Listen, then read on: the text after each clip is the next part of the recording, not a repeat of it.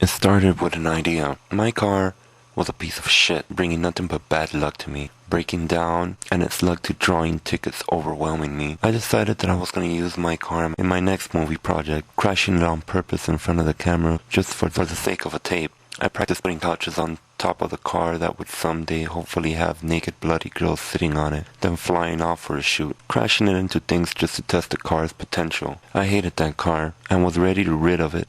I told my neighbor and longtime friend across the street about my plan for the car, and he said not to wreck it, that he knew someone who wanted to buy the car, who was also a friend of mine. And well, I was having a bad time with money, so I said fuck it, sell it. One night, I was at work. Earlier that day, I had missed a phone call from Rick. First message. Alex, what's up? It's Rick. I tried to call him back later, but he wouldn't pick up. Later on that night, coming home unaware of what happened in my neighborhood earlier on in that day, I got a phone call and he told me the car I had just sold got crashed not too far away from where I live, and that Rick, my neighbor, got killed in it.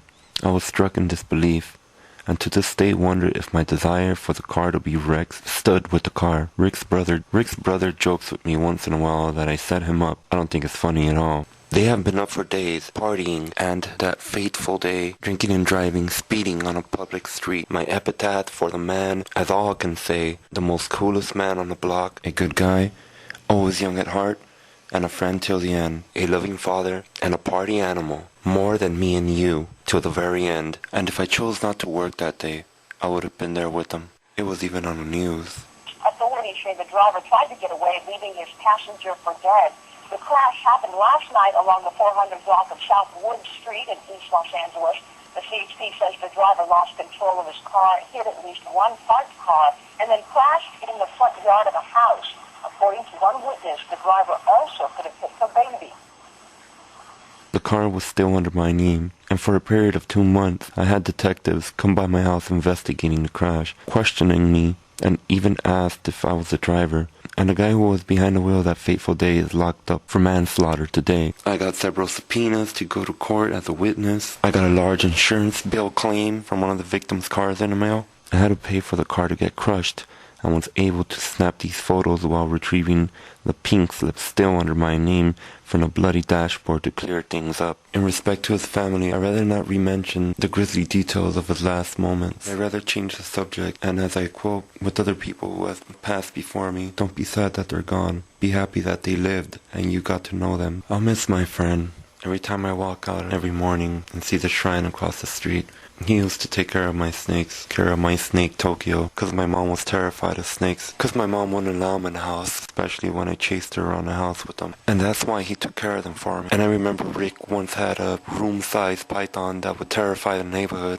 I'd walk out every other day, and he'd be sitting right in the same spot his pal Boyo is sitting in, right in this scene. Because every day he'd be there to coolly nod up and gesture, "What's up?" I wish my homie let me film him more, but he was always paranoid of video camera, so I could have had more footage and memories to remember him by. I planned on using that car for a movie, but this ain't the way I had in mind, and this ain't the end of it. Then I had to open my mouth again, and that's where we come in. Is it on the dark? Yeah, night shot. Okay.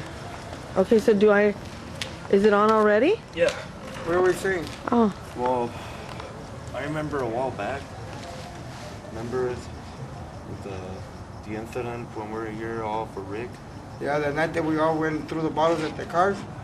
Yeah. And we all came back here and what's his name? And you, me, and Pollo, and you go to Pollo.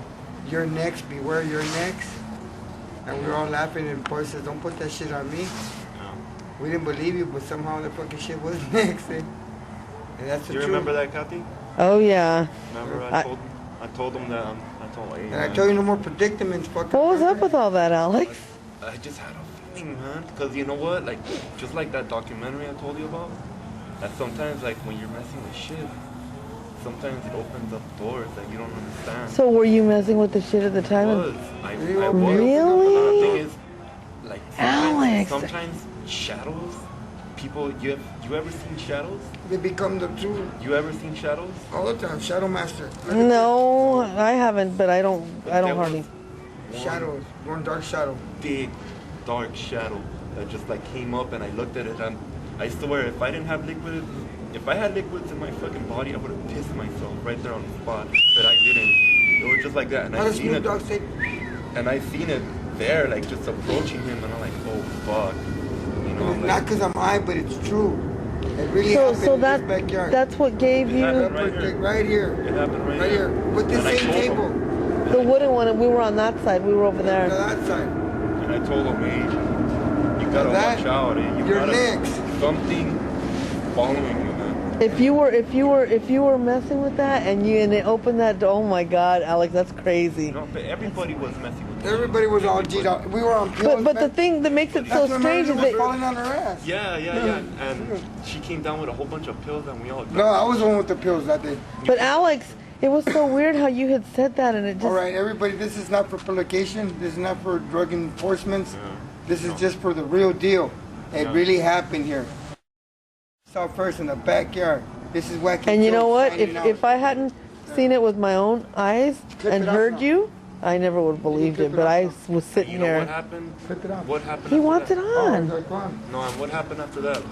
What happened with? 2 weeks later, he's dead. 2 weeks later. Yeah. 2 weeks later, he was dead. No, because what No, we 1 month later. yeah we had buried Rick, and that's when we were all out here, and or was it before we 1 month, buried 1 him? day. How did Boyle die?